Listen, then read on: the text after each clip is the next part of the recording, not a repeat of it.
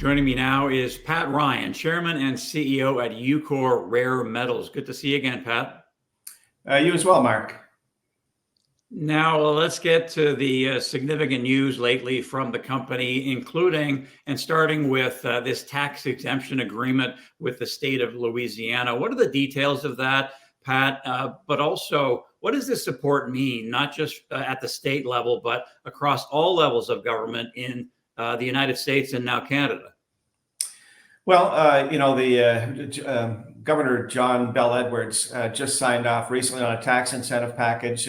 He's the governor of Louisiana. Eucor had looked at the Gulf Coast starting in the spring of 22, trying to find the best spot to locate a brownfield building to build its first commercial plant. We ended up in Louisiana, specifically central Louisiana.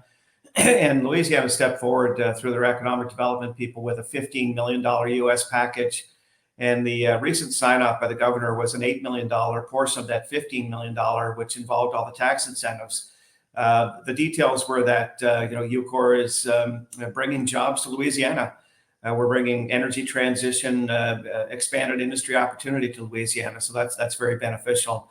But that's at the state level. You also have the Department of Defense under their IBAS program, the Industrial Base Analysis and Sustainability, that awarded Eucor a program earlier this year in 2023.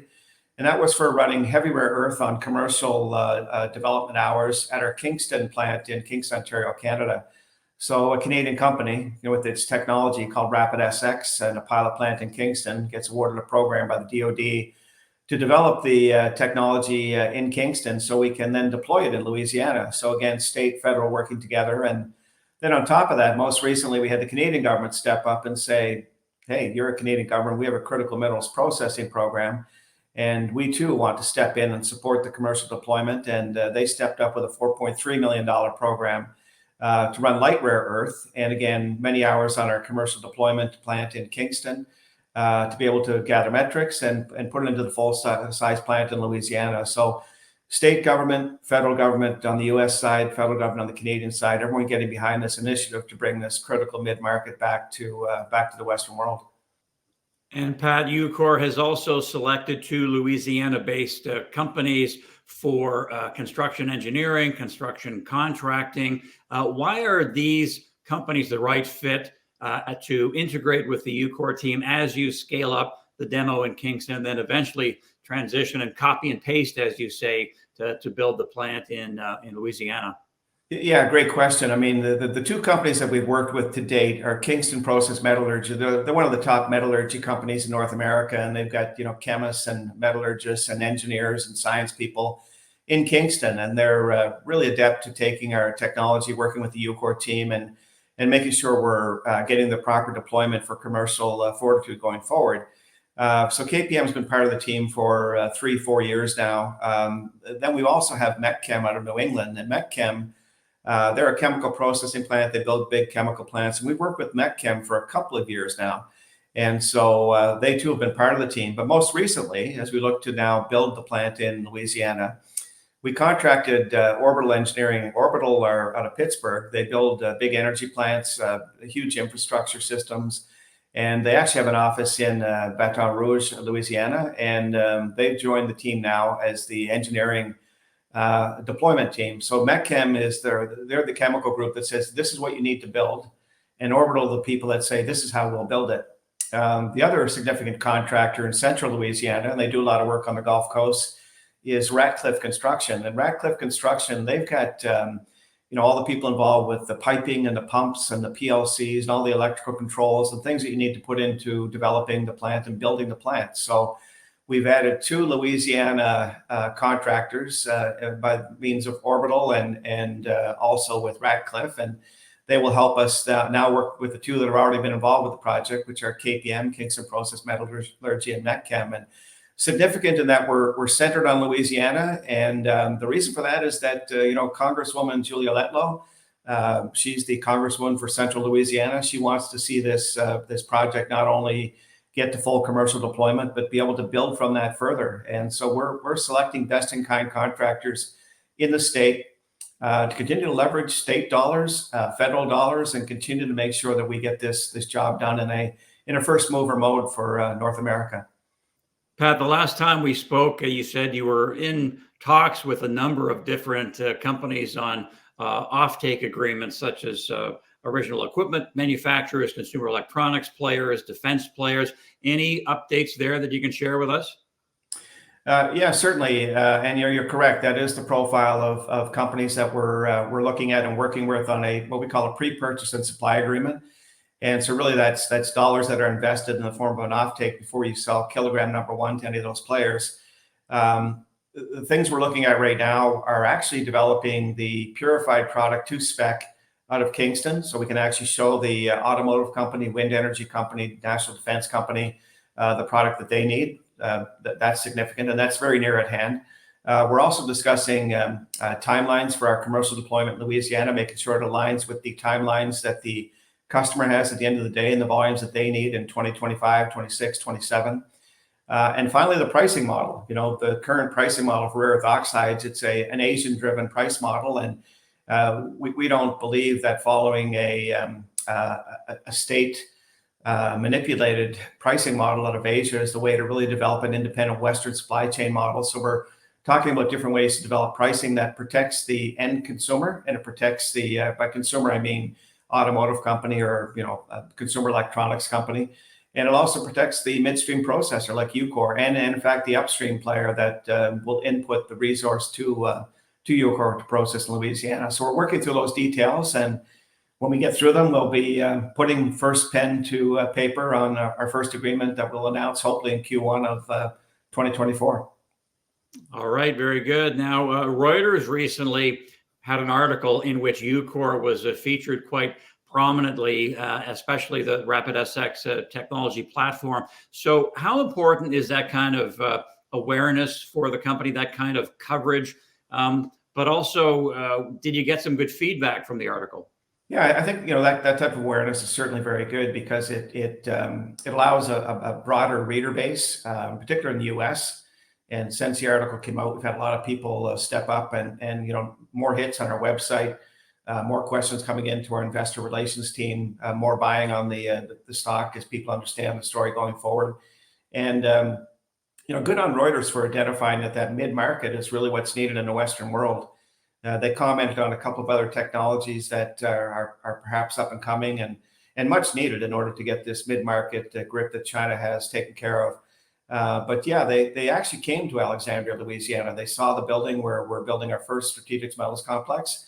They liked our technology. They like what we're doing. They're very supportive of the fact that the DoD has gotten behind our project, which is, the DoD doesn't just write checks every day of the week. They do a lot of due diligence, and you're selected and you're in that game. That means that you've got the ability to add on with that. So Reuters was certainly recognizing that for us. So yeah, that level of awareness, it continues to take the importance of rare earth. A lot of talk about batteries these days, but the batteries don't mean anything if you don't have the rare earth to drive the motor, if you don't have the permanent magnets to drive the wind energy turbines or the missile guiding systems or drones or F-35 fighters. It just won't happen. So yeah, mid-market, Reuters did a great job. We appreciated that they came to Louisiana and not only saw the building, but met a number of the government officials that were involved with in moving this whole thing forward. So good on Reuters. So, Pat, commercialization for Ucore is not years out. It's fairly near term. Can you refresh us on the timeline to scale up the Kingston demo, get commercial sometime in late 24, and then fully ramp up in Louisiana early 25?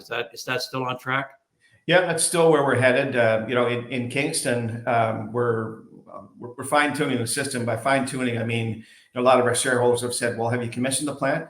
Yeah, we've commissioned the plant, but we're trying to optimize all the PLCs, the pumps, the phase separators, the contactors to make sure that when the system's completely dialed in, it's delivering product metric that we can rely on for transfer to Louisiana. You'll hear some news on that very shortly.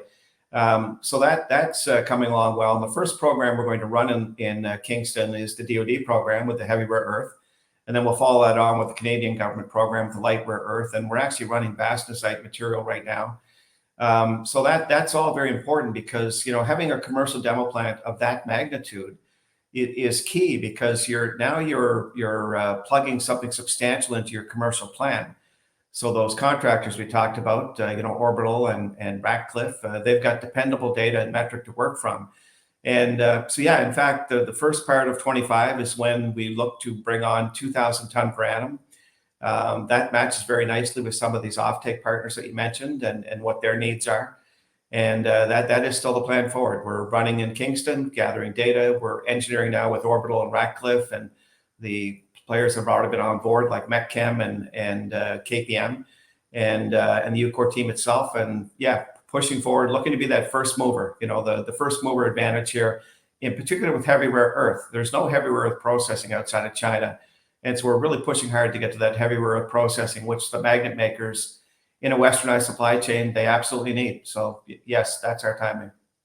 And lastly, Pat, you've characterized the rare earths market and what's going on within it as a battle between a closed economy, China, and open economies, North America, the Western world more broadly. So as you summarize your thoughts, can you just give us a snapshot of the major factors that investors should know about as Ucore pushes forward with its strategy?